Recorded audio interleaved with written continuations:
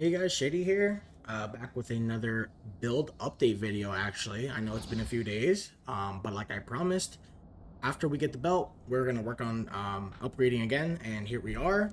First and foremost, I would like to show the DPS with a Dawn Break. Yes, a Dawn Break. To show you that even though you may not have Eternity or you're not gonna work towards one, that Dawn Break is quite strong and really cheap at this point in the league, right? And I highly suggest you get a really good rolled one. If you don't plan on getting, like I said, Eternity, it can be like quite an investment until you can go and make yourself a priceless belt with priceless mods or whatever it is, right? Before you even think about hitting T0s and all that on your belt. You can see here we're just under 1.9 1.9 trill. Now with the Eternity on, we actually do hit the 1 trill as well, though Dawnbreaker costs a fraction of the Eternity and it is stronger in terms of single target. If that's your main goal, single target for Supreme Showdown or the Boss Conquest Dragon thingy, right? Then Dawnbreaker is going to be your answer for the most part, right? What else? Yeah, as you can see, we're just under 1.2 trillion on the Eternity, so that's a feels good moment there. Um, and that's all I'm going to talk about in terms of the belt. Um, Again, I've mentioned in previous videos, weapons are going to be your biggest DPS boost. So as you can see, I went from 500 bill to with the Dawnbreaker, I went from 500 bill to 1.8, 1.9, right? So now you may be asking how did I get literally over a trillion DPS? Weapons, okay? Weapons are going to be your biggest DPS jump. And I kid you not. I was even like questioning it when when I crafted this on stream and I threw on just one scepter. I worked on one scepter for a whole day, farmed up. I worked on one scepter. I farmed up the second day, which is today, and I worked on my second scepter. So I'll show you that in a sec. But one scepter gave me such a big jump. But it's very important that you get the mods that matter the most, right? There's no point in crafting a priceless scepter if you end up with the exact same mod as your item level 86, your non-priceless. I've seen it way too many times. People try to craft priceless, and because it's too expensive to craft the ultimate mod, they end up getting the same exact mod as their non-priceless weapon, right? Their full T180 item level 86. That essentially is not a DPS boost in any way, like at all. It's very important that you have money to roll for these ultimate affixes because that's what makes the difference in terms of DPS. That's what makes it worth it to craft these priceless weapons, right? So here, we're going to talk about a few things. Spell skill level is a priority on one of two scepters. One of them. Reaping CDR is always going to be priority on both, okay? As far as everything else, it's going to roll the same thing as your previous weapons. Your item level 86, your non-priceless, it's going to be the same thing. You're just replacing erosion damage with Reap CDR, and you're replacing dot damage with spell skill level. Okay. Now the reason why I say you want plus skill spell skill level on one of two scepters is because once you get rid of Sage's Insight, you lose a lot, up to 45% erosion resistance penetration, basically. So once you get rid of these gloves, you're going to notice a DPS loss unless you make up for that erosion pen somewhere else. That's where the second scepter mod comes in.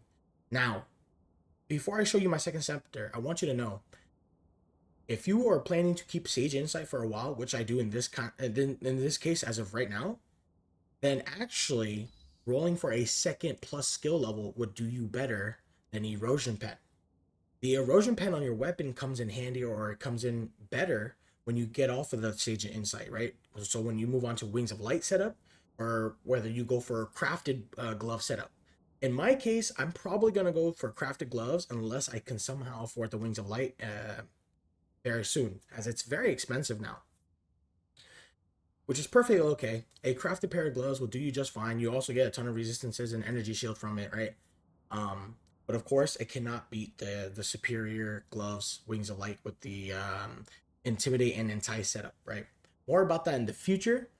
But yeah, so in my case, I'm going to be using a Sage Insight for some more time. So I figured spell skill level is going to be better. Fortunately, I actually end up hitting the T1 spell skill level first. Otherwise, if I had hit Erosion Pen T1, I would have had to roll over it if I wanted to maximize my current DPS. Um, but yeah, so that's that. As far as the weapon, everything same thing, same mods, right? Reap CDR and all that stuff. It's the same thing. Um, Now I get this question a lot as well, and I want to answer it here. Why do we not get int on the weapons? Well, before getting int on the weapons wasn't so bad. But then when you have a false god with triple int, you have a lot of flat int already. And if you're a build that doesn't like spread that int stack or an attribute stack to a different mod, for example, like I know strength stackers have like that one body armor that gives them fire damage based on their strength, right? We are not doing anything like that.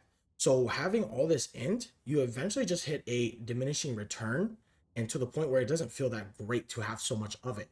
Like I said, we already have a ton of flat from just the amulet alone.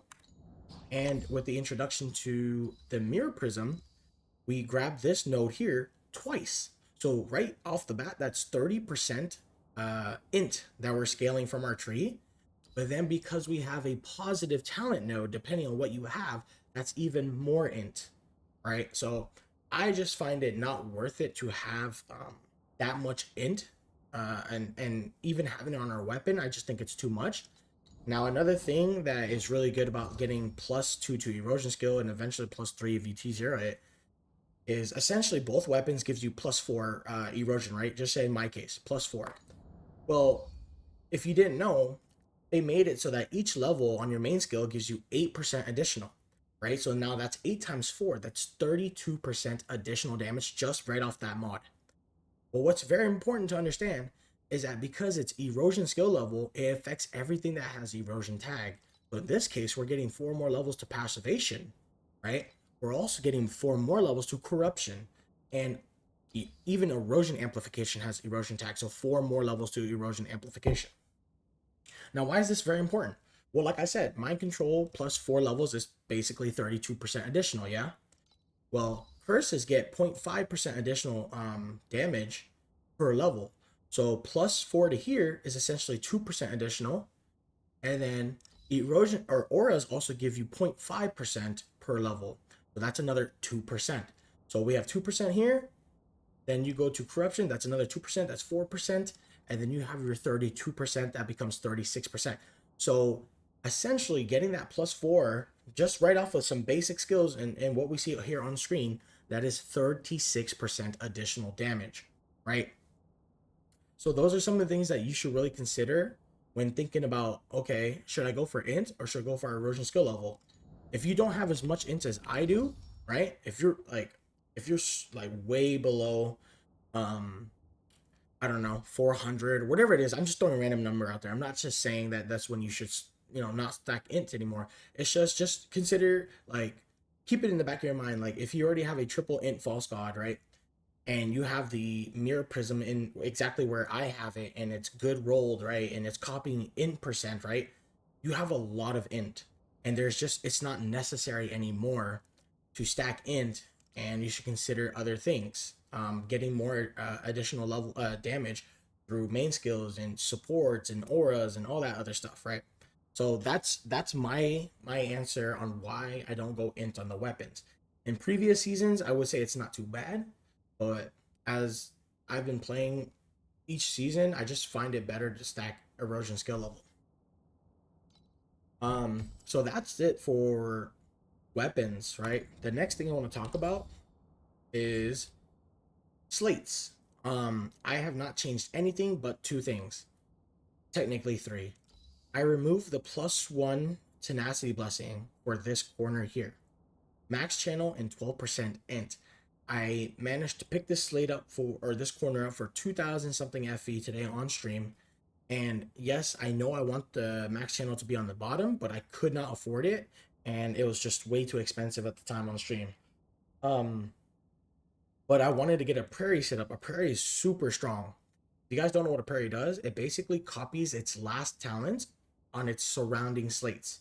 So in this case, the last slate I have, or the last mod I have on this current slate, is spell skill level.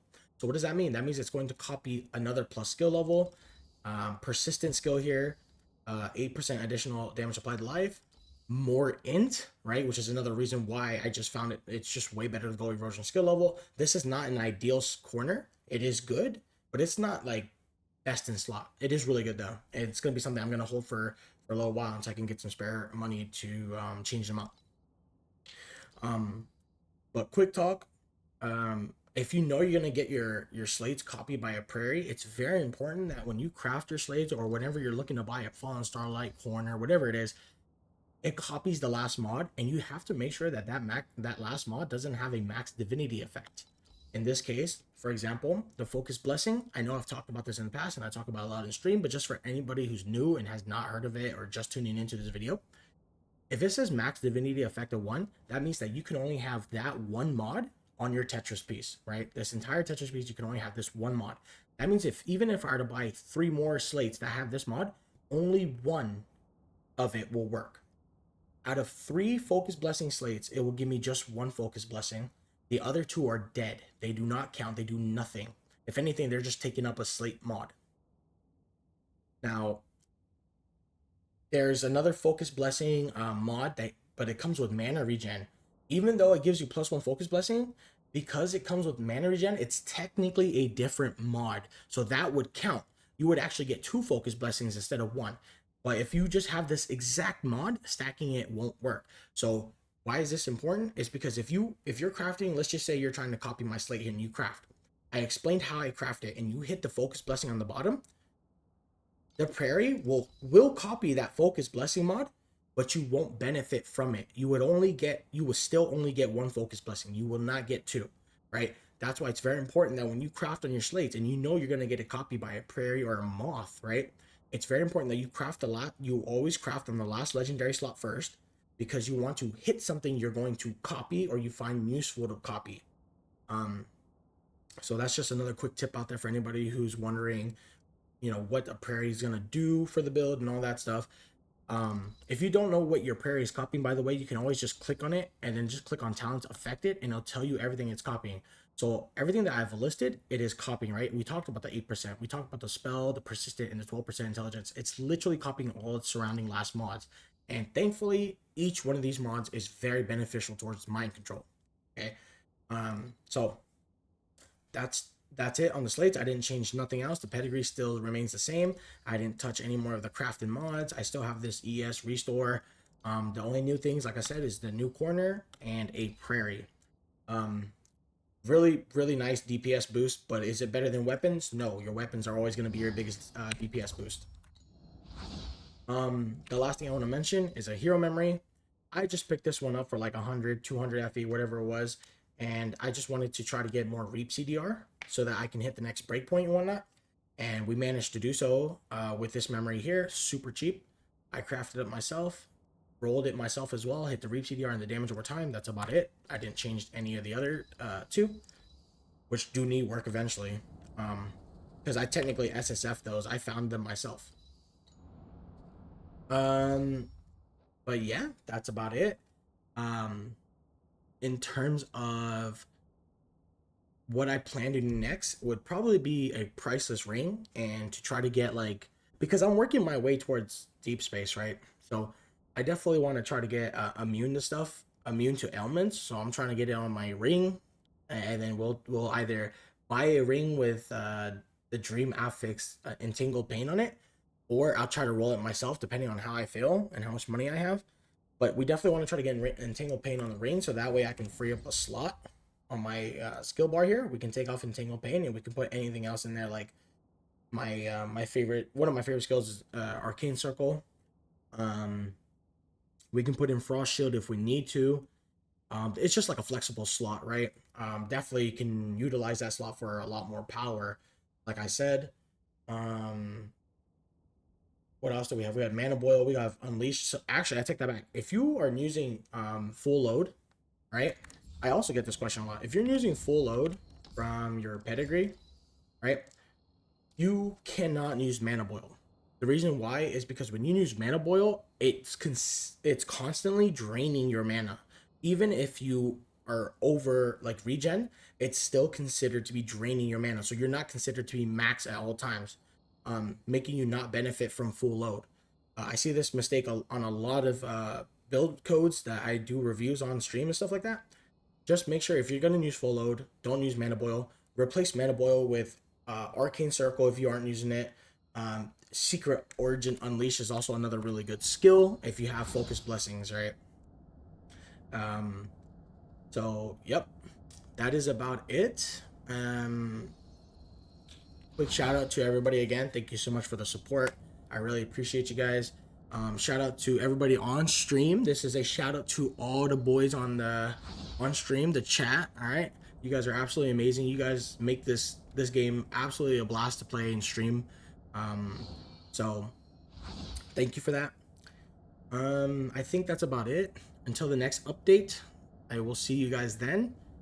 If you guys haven't already seen the Google Doc, it's always in the description of the video. I always update stuff there.